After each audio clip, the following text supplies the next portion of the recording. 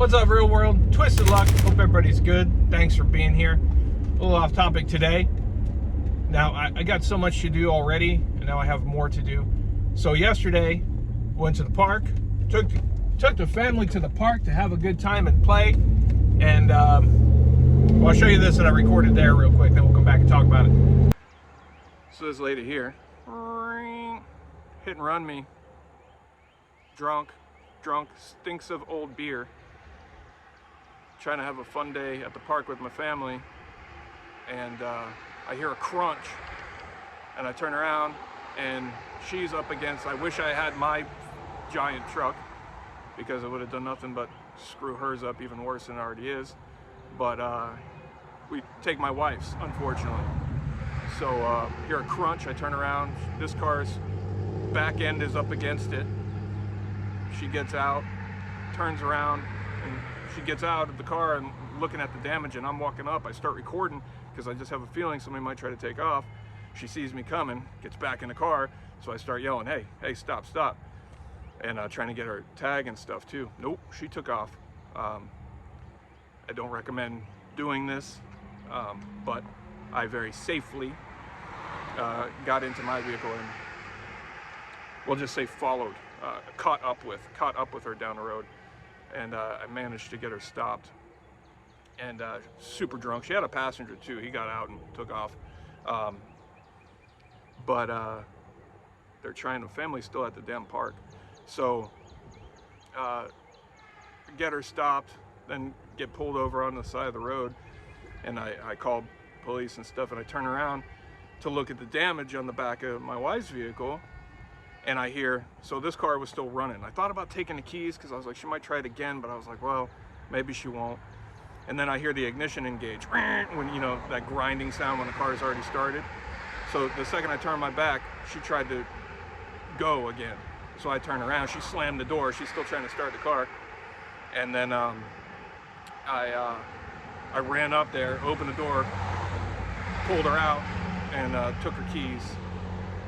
And so she couldn't go. And then she got out of the car, tried to hit the sidewalk and take off that way with her passenger, but I wouldn't let that happen either. So they're gonna try to hurry up and get me out of here with the crash report part. She better have insurance. That's all I can say.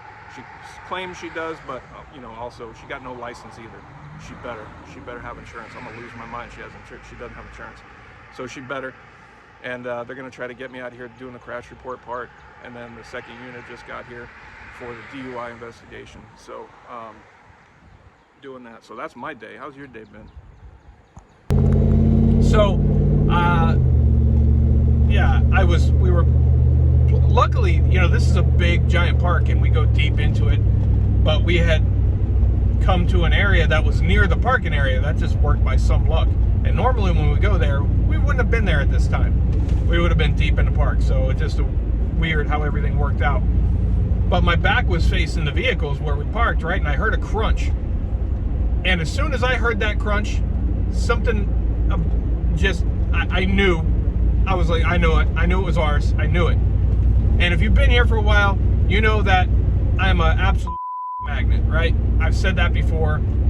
You've seen examples of it. And, you know, there we go. I park next to a big giant oak tree, always in hopes that if something happens, somebody will hit the tree instead. But no.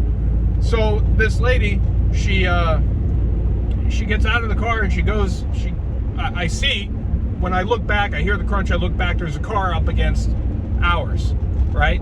And so much that she like pushed into it and pushed it over. And when she put it back in drive, you know, it came back into place.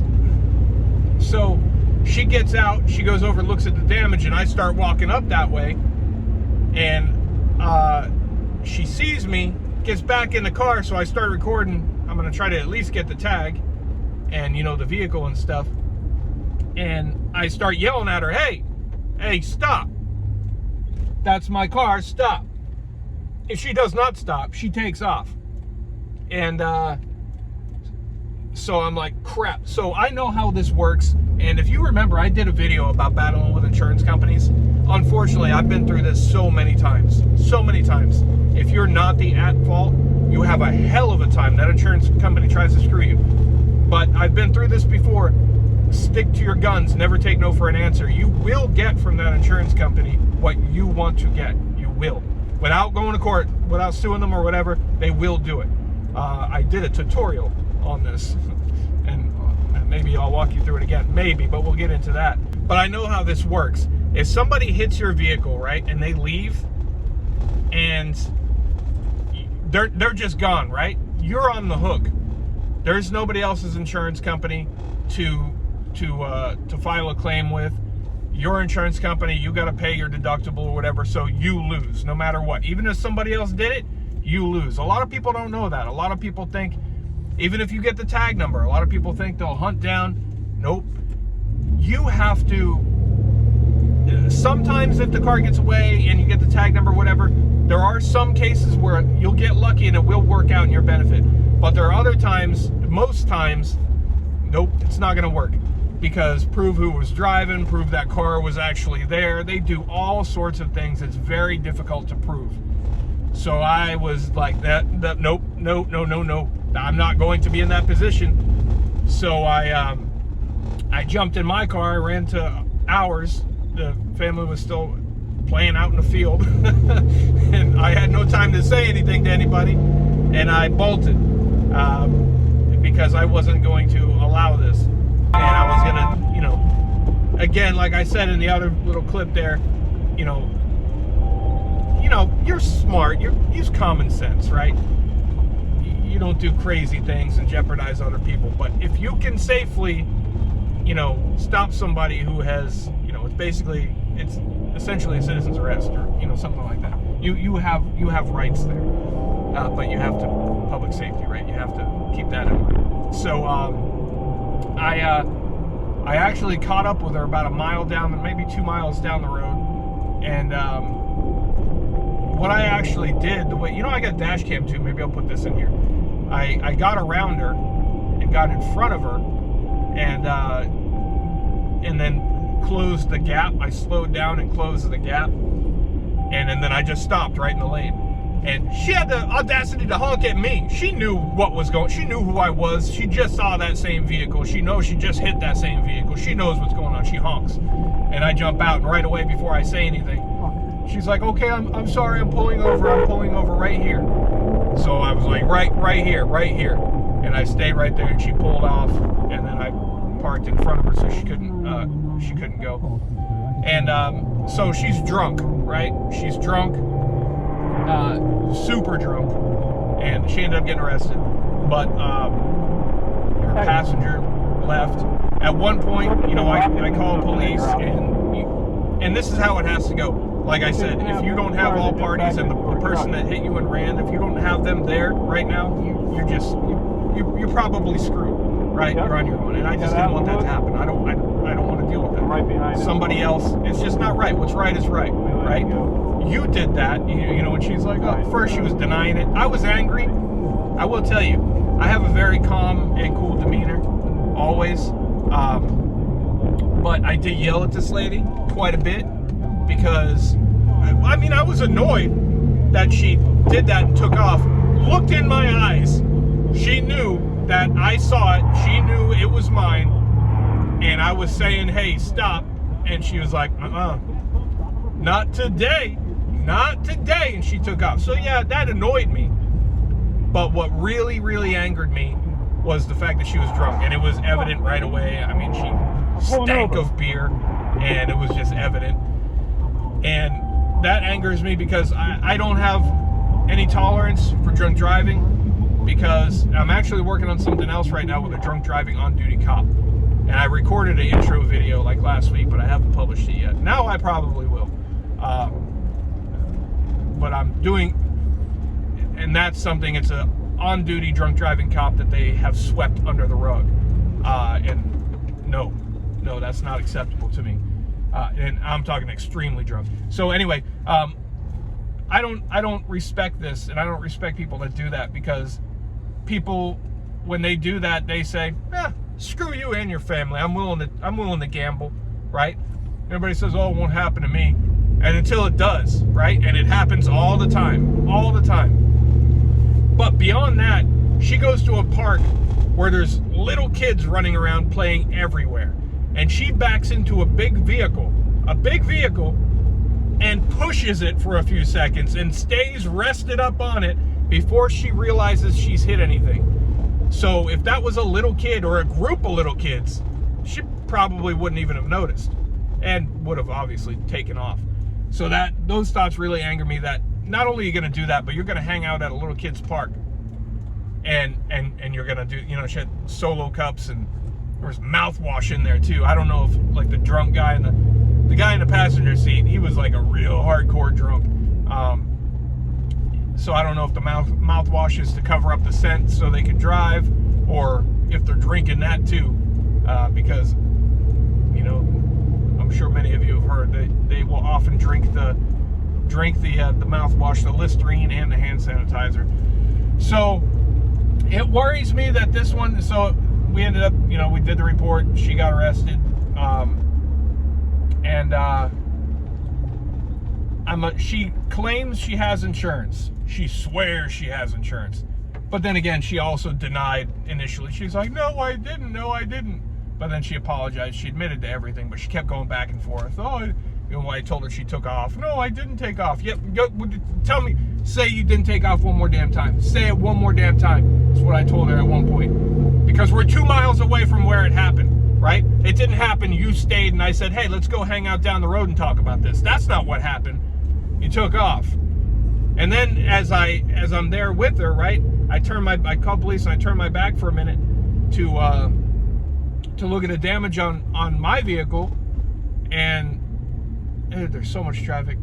And the second I turn around, her vehicle was still running. The second I turn around, I hear the starter grind. The sound it makes if you try to start an already started car.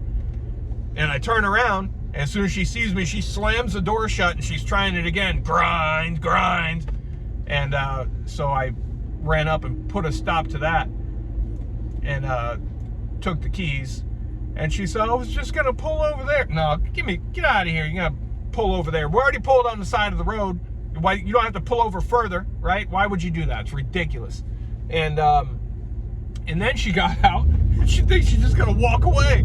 She just got out and hit the sidewalk, start going that way. And I ran up, got in front of her. I'm like, lady, what are you doing? I'm just going over here. No, you stand right here. Come on. Don't, and then I finally got stern with her, and I said, don't make me put you where you need to be. Just stay. And the guy, he had taken off. He went down the road. So I have been hit by drunk people before, and I have been hit by people a couple times who I was certain there's no way they have damn insurance. And they did have insurance. But this lady, she fits that category. She's one of those ones that I'm very, very worried she doesn't have insurance. I haven't called yet. She told me she has Allstate. Her insurance card was at home. She also didn't have a registration. But then again, she also didn't have a driver's license. So there's that. People make mistakes, and then you deal with it, right?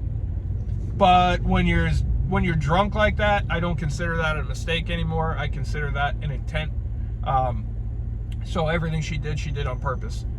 So, I don't have any sympathy for anything, whether, I don't know if her excuses were valid or not. I think she was trying to make that excuse for the reason why she's so drunk. Because, whatever. I don't care. And I told her, I was like, hey, I'm usually a nice guy, but to you, I am an asshole. And I don't care about your sob stories. Not even a little bit. So there's that. So anyway, there's my rant on that. So a little update. It's a few hours after I made that first part of the video, the other part that we just cut into here. And I learned some more things. And I'm much more glad now that I did get her and got her stopped, because I found out that it's a felony for her to just be driving a vehicle. She's got so many DUIs. Her license has been permanently revoked for, I got to keep looking into it. I was kind of rushing, but it's been at least 10 years. At least 10 years. I found a charge of DUI and felony habitual driving on a suspended license from 10 years ago. So that means she's had a permanently revoked license for repeated DUIs, and she continues to just drive anyway and collect more DUIs. So hopefully, you know, I have no respect for somebody like that. Absolutely no respect. If somebody has a problem with the drinking, that's one thing, right? But then they're making a decision to F you and your family and everybody you care about because I'm gonna drive. And she's a bunch of crashes too. DUI with crash charges for years. So she clearly does not care about you or your family or any of us. So that makes me feel so much better. Not that I felt bad, but I feel really, really good now about that I got her. And you know, me, I was thinking, I just don't. I mean, it's not like she totaled the car or anything. You know, there's some decent damage, probably a couple $1,000s worth of damage, but I'm screwed. You know, you are screwed. If somebody hit and runs you, and you don't know who they are, nope, sorry, you're out of luck. And that's going to cost you at the very least your deductible. And then your insurance rates are going to go up, even though it's not your fault because it goes by claims, not by whose fault it was. So, so you always want the claim to be against someone else's insurance, not yours. And if it's a hit and run, you don't know who hit and ran you, then the claim's going on yours. And that's not good for you. So that was my main focus right then. But then when I realized she was drunk and it angered me that she was at a park. So yeah, long history of felony habitual driving on a revoked license, habitual DUI with crash, all sorts of stuff. So that made me even more nervous though that she does not have insurance because, come on, she's not even had a license for so long. Why would she have insurance? But it turns out that appears to be her mother's vehicle. And she didn't have an insurance card. You know, she says it's at home and whatever else. But claimed it was Allstate. She swore. Of course, she told a lot of lies too. But I contacted Allstate and couldn't find her at first by name and stuff, then by address. They actually found the policy and there is insurance. So, man, that worked out good. And I didn't even realize it was Friday the 13th. It's our 7-year-old, our daughter turned 7 today, but I didn't realize the lady on the phone with Allstate actually mentioned it's Friday the 13th. So happy Friday the 13th. So there's a little update for you. That's awesome. But aside from the fact that we will still now deal with the fight with the insurance companies, it's always a fight. So hopefully, maybe it'll be a good one. Maybe given the fact that they're insured, hit and ran and has no business driving a car anyway, maybe that will ease them up a little bit, but probably not because they're in it for the money. So that's their only concern. They don't care about us. But yeah, there's a little update. Insane, absolutely insane. I'm so glad that I stopped her and she got charged again. But that goes to show you how well the system works, right? The system is horrible, absolutely horrible. She apparently hasn't killed anybody yet, but she will if they continue to allow her to go out, and because she's proven she doesn't care. She doesn't need a license. When the cop was there and he asked for her license, he handed her something, and he said, "You were driving, right?" And she said, "Yeah." And he's like, "You know this is just an ID card." And he said, and she's like, "Yeah, but I didn't realize the extent of it." Anyway, that's the update. Let's see. Hopefully this goes smoothly from here, but I don't know. We'll see. So this is a completely off-topic video. What I am gonna do, I've noticed this is day 4 now of clear blue skies with only natural clouds up there, right? Which is weird. We usually don't go that long, but the sky art was like extremely heavy before this too. Way heavier than normal. So maybe that's why.